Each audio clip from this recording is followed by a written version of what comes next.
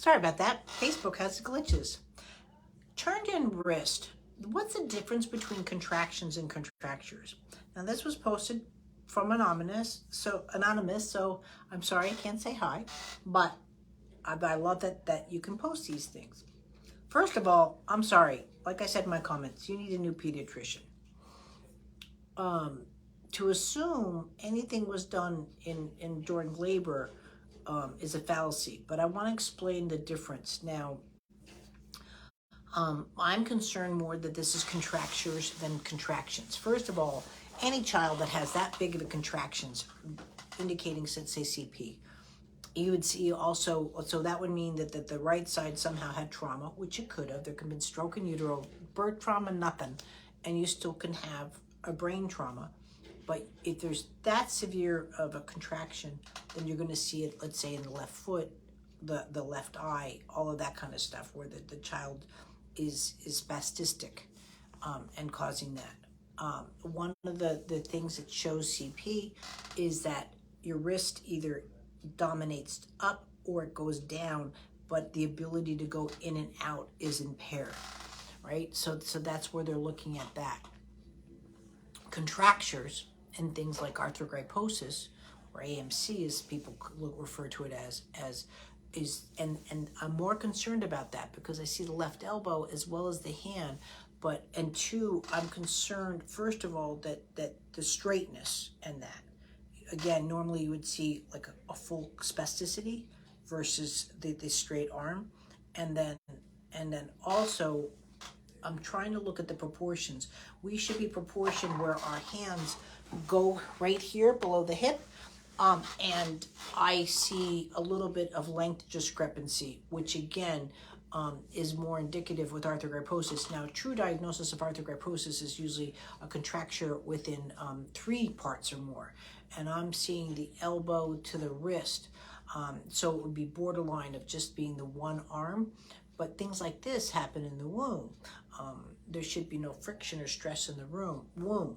So the fact that you're being told not to worry about it when again you have soft tissue, it's not recommended too often, but you might have to do a light, what they call serial casting, to bring out that contracture, because if it is a contracture, it's not going to go out on its own, and you're stretching out the ligaments and the bone tissue, what's going on there. And that for that you need an orthopedist, and you need a good orthopedist, guys. You're talking hands, feet.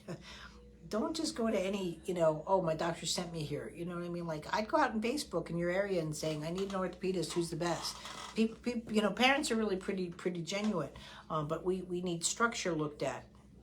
Meanwhile, though, a contracture will affect development, anywhere from visual abilities to look. And guys, if you don't believe me, look to the right and look to the left, and now do a contracture.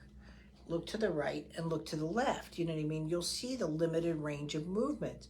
But for baby, more so, because if I don't see my arm, I'm not looking to play over here. And so now you'll see that their world is here. And that's another thing too, is again, I'm only seeing the one video. I'd like to see a bit more. The vision looks a little slow to me, which again, there's delayed visual maturations, and that can happen. But again, you're at you're 5 weeks now.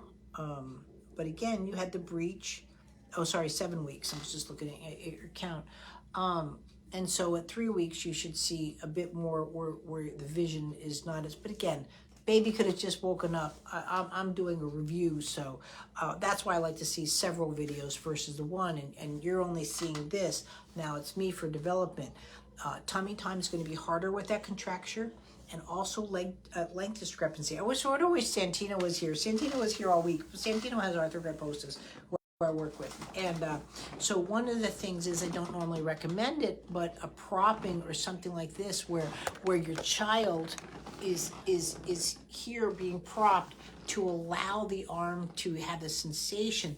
But I have a feeling you can't bend that elbow because the contractures within the elbow as well as that. So the tummy time that I've been working with, and this is what I teach in the course, where you would be working on this kind of tummy time through you. So your child's getting the experience of that, and pubic bone strike, and how you can work with your child, but in a position that allows the hand to be there. And then again, starting to work on the pre-rolling over, that's going to need to happen. But on your own, you're going to be limited on milestones if you're allowing your child to figure it out. And this is where you do need help. So I'm coming in to help you with that. I would say you got to work on the breathing course. You've got to work on, I need to know if there's any kind of a brachial complications through in the shoulder. Please don't do stretching and range of motions. You need to see an orthopedist, and you need to get that stat. And stat means like next week.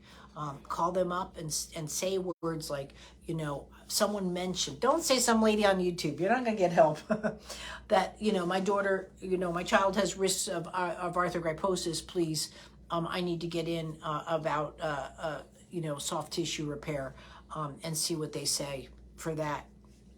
And you'll need a specialist on that, and ask the office manager, does the doctor work with arthrogryposis kiddos and so forth from pediatric or infant, neonatal kind of situations, or it can, again, or when you interview the doctor when they're going through it, are you the person that I need to speak with? How often do you deal with it? Because arthrogryposis is on the rare side. I've probably worked with all the kiddos that are in Arizona, but at the same time too, it's not so rare, and you need help. The probably the biggest one that people go to, there's a doctor, and I can't remember his name, but I could get it. He's in Florida, but we're not at the stages per se that we need the the surgery for it.